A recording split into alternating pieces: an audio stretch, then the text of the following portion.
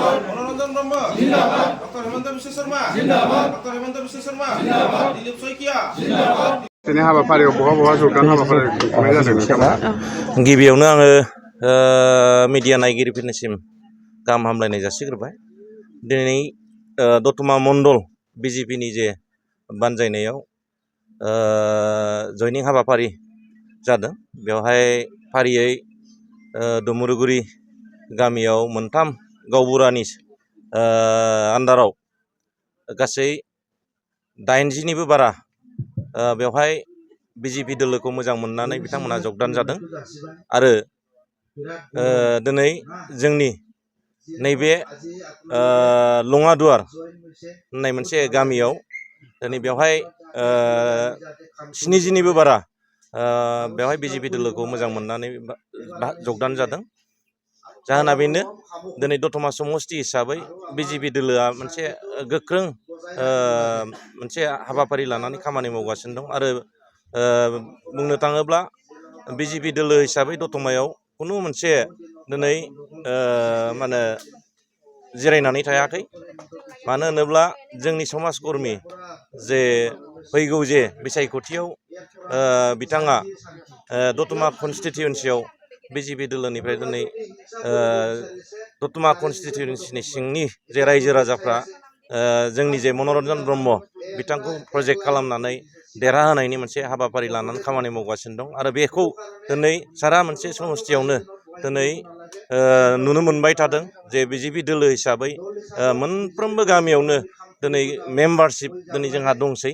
दा बेखौ नायोब्ला दतमा समस्ति हिसाबै जोंहा देरहानाया दिनै रोखा आरो बेवहाय खुनु मोनसे गुबुन दोलोआ दिनै फेर फाथिनो हानायनि मोनसे गोहोआ गैया, आं बेखौ बुंनो हायो।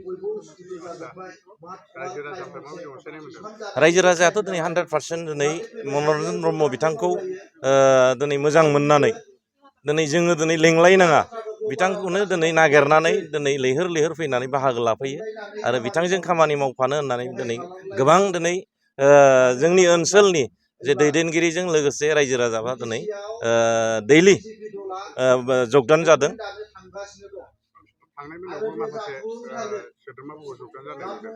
थांनाय मोनायाव गासै 200निबो बारा बेवहाय गुबुन गुबुन कमिउनिटिनि जे रायजो राजाफ्रा दिनै बाहागो लाफैदों आरो बिथांमोनहा दिनै फर्मेलि बिजेपि दोलोआव जयेन जानानै खामानि मावनो दिनै साखाफारा जादों आरो बिथांमोनखौ दिनै बिजेपि दोलो हिसाबै मण्डलनि जे नन्दलाल नार्जारि बिथांनि दैदेननायाव बिथांमोनखौ दिनै बरायनानै लानाय जादों। आंनि मुङा सर्म नारायण ब्रह्म। जोंनि बे गामिया सा दुमारिगुरि। दिनै जोङो बे बिजेपि हान्जायाव जयेन जानायनि मेन खारना जाहैबाय सारनि जनसाधारनखौ मोजां मोननाय सिबिनाय, बेखौ जोंनि बेवहाय नुजानाय रायजो राजाफ्रा माने नोजोर बोनानै खुब माने गोसो गोरबोजों मोजां मोनदों। बे सारा खुनु गभर्नमेन्टनि जेबो पावार मोनाब्लाबो गावनि जानाखि केपासिटि दं बेजोंनो रायजो राजाफोरखौ बुहुद माने अननाय, रायजो राजानि जौगानायनि फारसे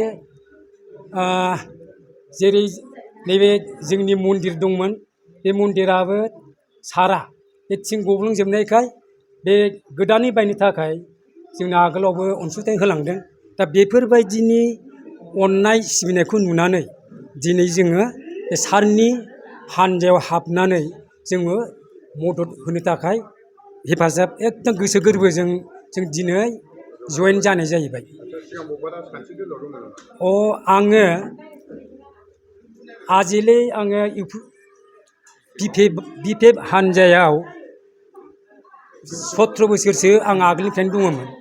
दा दिनैहाय बे सारनि गोसो गोरबोनि जनसाधारनखौ मोजां मोननायखौ आङो निजा आंबो मोजां मोननानै दिनै जगदान होनो ओंखारदों आरो।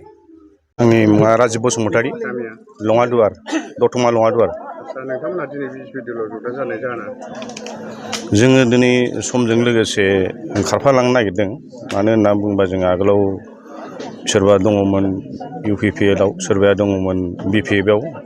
दा जोङो बेफोरखौ गारजोबनानै बिसोरनि खामानि मावनायखौ जोङो बांद्राय साबजानाय मोनाखै।